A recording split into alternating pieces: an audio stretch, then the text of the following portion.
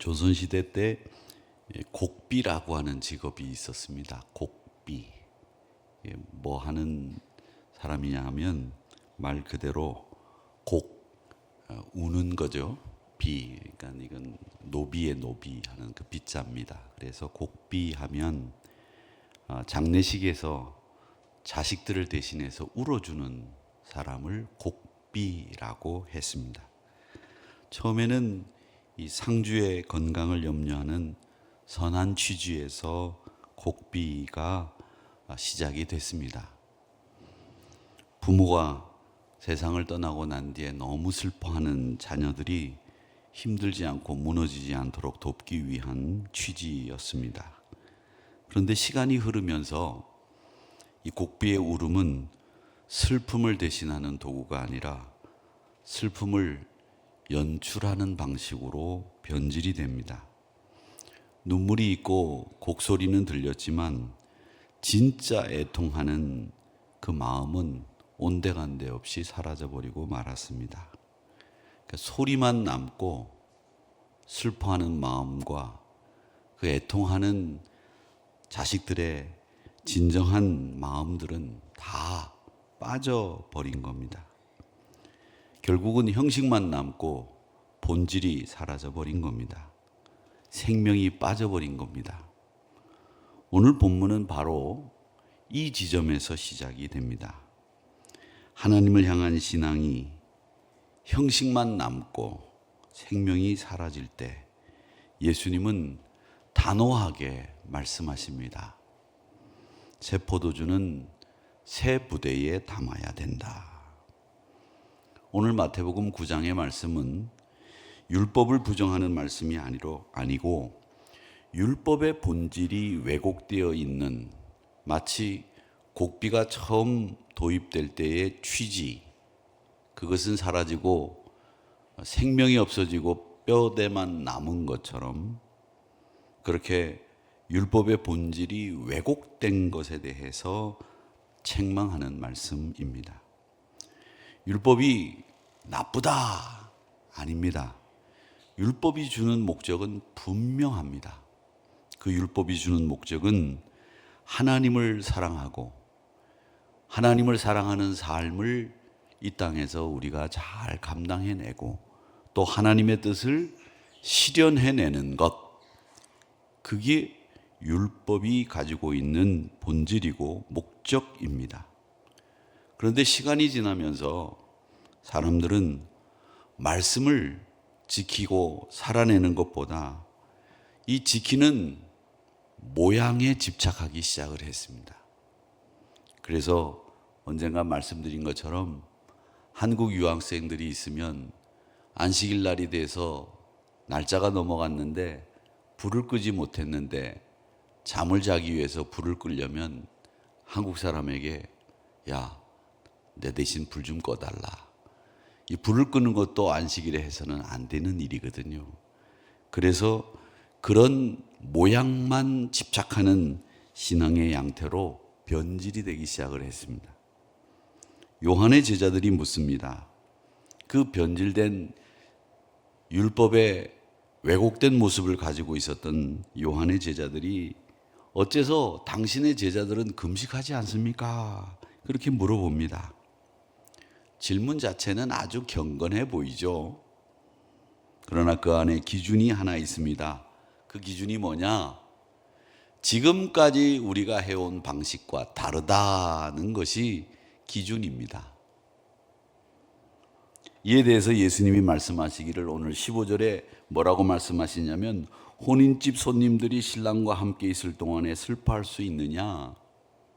그러나 신랑을 빼앗길 날이 이르리니 그때는 금식할 것이니라. 이렇게 말씀하시면서 예수님은 자신을 신랑에 비유하십니다. 이 말씀은 지금이 금식의 시대가 아니라 잔치의 시대, 곧 구원의 기쁨이 시작된 메시아의 때임을 선포하고 계시는 겁니다. 물론 예수님이 십자가에 매달려 돌아가시는 신랑을 빼앗길 날이 곧 오지요. 십자가의 고난과 죽음이 예고되는 말씀이기도 합니다. 그때 제자들은 금식하게 될 것이다. 그렇게 말씀하는 겁니다. 그런데 중요한 건 금식을 하고 금식을 안 하고가 문제가 아닙니다. 금식을 하면 힘듭니다. 금식을 하면 배가 고픕니다. 금식을 하면 다리에 힘이 없어집니다. 저의 상황이기도 합니다. 아직도 머리가 안 돌아가시는 분들 계세요. 새벽이라 머리를 빨리 돌리시기를 바랍니다. 금식의 문제 이전에 우리가 생각해야 될 것은 시대가 달라졌다는 사실입니다. 시대가 달라졌어요. 메시아가 오셔서 지금의 시대는 금식을 해야 될 시대가 아니라 잔치를 하고 구원의 기쁨이 우리에게 임했다라고 하는 그 즐거움을, 기쁨을 나누는 시대인데 왜 금식하지 않느냐라고 하면서 율법의 형식을 재차 요구하는 요한의 제자들과 바리새인들, 서기관들, 율법의 본래 목적을 송두리째 잃어버리고 지금은 지키는 모양만 열심을 다하고 있는 그 유대인들의 질문 앞에 예수님의 대답은 시대가 금식의 시대가 아니라 구원의 기쁨을 우리가 서로 나누어야 될 시대다라고 하는 분명한 메시아 도래를 말씀하시고 있다는 겁니다. 이어서 예수님이 두 가지 비유를 얘기하시죠. 새천과 낡은 옷, 그리고 새 포도주와 낡은 가죽 부대 이야기를 합니다. 이 비유는 단순히 예화가 아니라 복음의 본질이 뭐냐라고 하는 것을 선언하는 겁니다. 새천은 낡은 옷을 더 찢어놓고 새 포도주는 낡은 부대를 터뜨립니다. 이 사람들은 낙타 가죽 같은 것으로 또 양 가죽 같은 것으로 이 술을 담는, 음료를 담는 이 부대를 만듭니다. 요즘 우리는 우리는 물론 이제 소를 먹기도 하고 소를 잡기도 했지만은 소 가죽을 활용하는 법이 그렇게 많지는 않았고요. 이 사람들은 원체 유목민족이고 동물을 많이 사용하다 보니까 이 가죽을 이용하는 법들이 많이 발달해 있었습니다. 그런데 이 가죽이 오래되면 탄력이 없어져요. 왜 피부가 이제 나이가 들면 탄력이 없어지듯이 그렇게 음료를 많이 가죽 부대에 담다 보면 이 가죽 부대에 음료가 배이기도 하고 하면서 이 가죽 부대가 딱딱해집니다.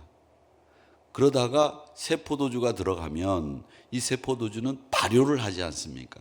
그러니까 부풀어 오릅니다. 팽창을 합니다. 그걸 낡은 가죽은 견디질 못해서 펑 터지게 되는 거죠. 즉 이 말은 새 포도주의 생명력을 낡은 가죽이 버텨내지를 못한다는 거죠. 예수님의 복음은 바로 그겁니다.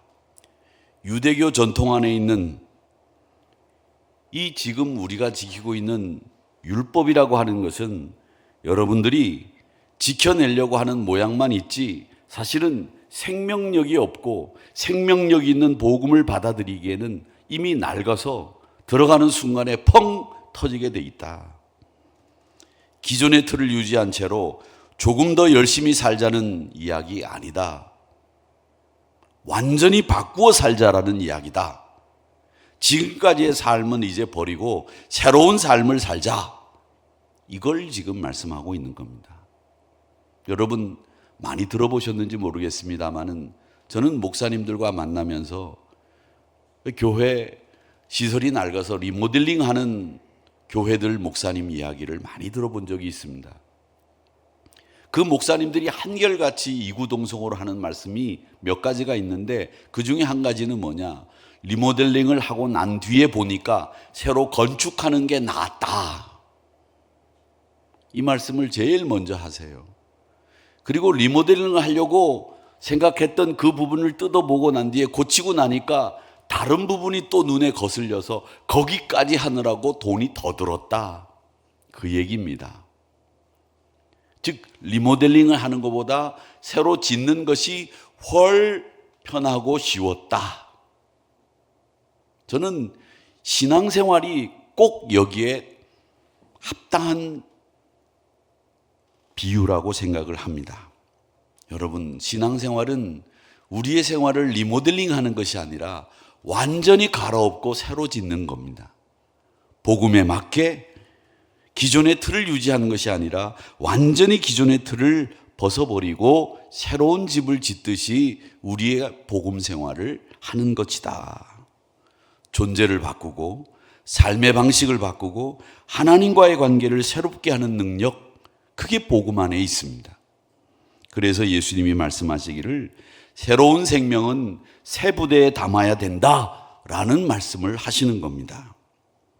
그리고 생명의 역사를 이제 말씀하시는데 믿음의 통로가 열리게 됐을 때 이 생명의 역사가 일어나는 것을 말씀하고 있는데 한 관리의 딸이 죽어가고 있었다는 거죠. 아니, 죽었습니다. 그리고 그 죽은 딸아이를 고치러 가는 길 위에서 한 여인을 만나죠. 12해 동안 혈루증을 앓던 여인입니다. 율법적으로는 부정한 사람입니다. 사람들과의 관계도 공동체와의 삶도 완전히 끊긴,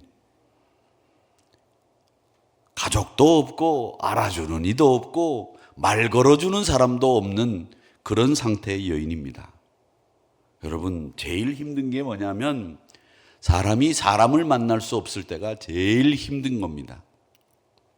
베트남 전쟁 당시에 미군 포로들이 베트공, 월맹군이라고 하죠. 월맹군에 잡혀서 물속에 잠겨서 감옥 생활을 했습니다.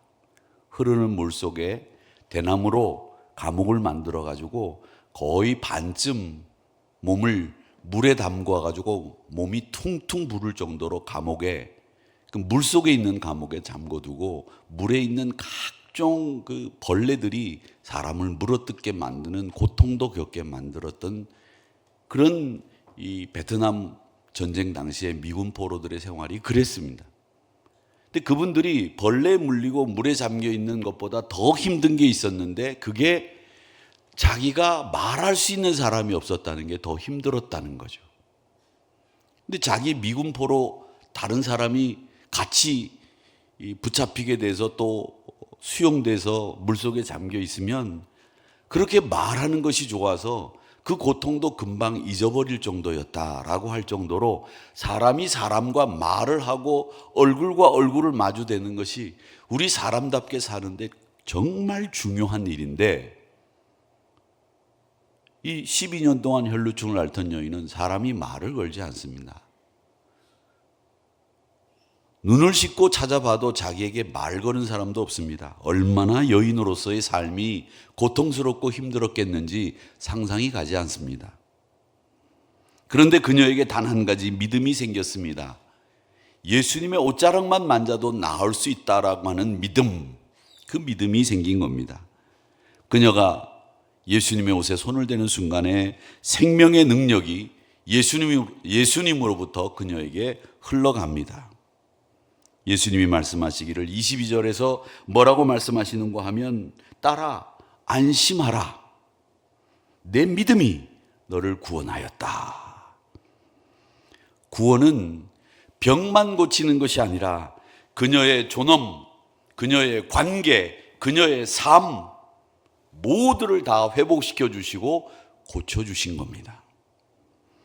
주님은 죽음조차도, 생명의 주님은 그것이 끝이 아니라고 보여주시는 말씀이고, 절망의 자리에서 믿음의 생명이 흘러들어가는 통로를 열어주신 겁니다. 사랑하는 성도 여러분, 절망의 자리에서도 믿음은 생명이 흘러가는 통로가 열리게 되는 역사가 일어납니다. 부디 빌기는 여러분들에게도 항상 이 믿음이 새로운 소망의 통로를, 또 새로운 희망의 통로를 만들어가는 생명의 통로가 되기를 주님의 이름으로 축복합니다. 라이즈업 2월 첫 주 첫 월요일 새벽 시간, 눈이 많이 왔지만 여러분들이 이 시간에 여기에 참석하셔서 말씀을 듣고 찬양하고, 특별히 도곡 1구역 4분이 나오셔서, 저는 도곡 1구역이니까 한 10분 정도 나오실 줄 알았는데 4분 정도 나오셔서 찬양을 했는데, 이렇게 작게 소리를 내고 찬양할 줄 알았는데 또 생각보다 너무 찬양을 잘하셔서 너무 감사하고, 여러분에게는 이 네 분 특송을 부르신 여러분들에게는 내내 무병장수의 축복이 임하게 될 줄로 믿습니다. 저는 그렇게 기도했습니다. 하나님의 은혜가 특별한 여러분들에게 임하게 됐습니다. 이 눈이 많이 와서 저는 이렇게 생각했습니다. 하나님이 라이즈업 3를 첫 시간을 이렇게 보내는데 눈을 이렇게 많이 내리신 것은, 이 눈은 축복이거든요. 하얗게 이 눈을 내려주시면서 하나님이 내가 너희를 축복하겠다, 내가 너희를 사랑한다 라고 하는 약속으로 이 눈이 내린 것을 알고 행복했는데, 우리 부목사님들과 관리실은 눈 치우느라고 땀을 뻘뻘 흘리고 있더라고요. 우리 김동호 목사님은 군대 있을 때 눈 치우느라고 고생 많이 하셨을 텐데, 내가 이제 군대 제대하면 눈은 안 치우겠구나 이런 생각을 하고 하늘교회 부목사 부임했는데, 부임한 첫 해 겨울부터 눈 치우느라고 고생을 해서 에휴, 군대 생활이나 부목사 생활이나 똑같다, 이렇게 생각하실 수 있겠다 혼자 생각하면서 제가 웃었습니다마는 이제 안 치우게 될 거예요. 너무 걱정하지 마세요. 어쨌든 하나님께서 이렇게 눈을 내려주신 것은 축복의 사인이라고 생각을 하고, 여러분 이 자리에 나오셔서 같이 새벽에 참여한 여러분들에게 큰 은혜와 축복의 통로가 열리게 되기를 주님의 이름으로 축복합니다. 지금은 구원의 잔치가 시작된 시대입니다. 그런데 혹시 우리가 신앙을 의무로, 습관으로, 남에게 보이기 위한 형식으로만 붙들고 있지는 않는지 생각해 보면서 새 생명의 복음을 낡은 부대에 담아 터지게 만들지 마시고, 오늘 새벽 다시 한번 새 생명을 새 부대에 담을 준비를 하시는 저와 여러분이 되시기를 주님의 이름으로 축복하면서, 오래된 형식이나 굳어진 신앙의 틀을 내려놓고 말씀 앞에 다시 서는 우리 한우리 성도님들이 되시기를 주님의 이름으로 축복합니다.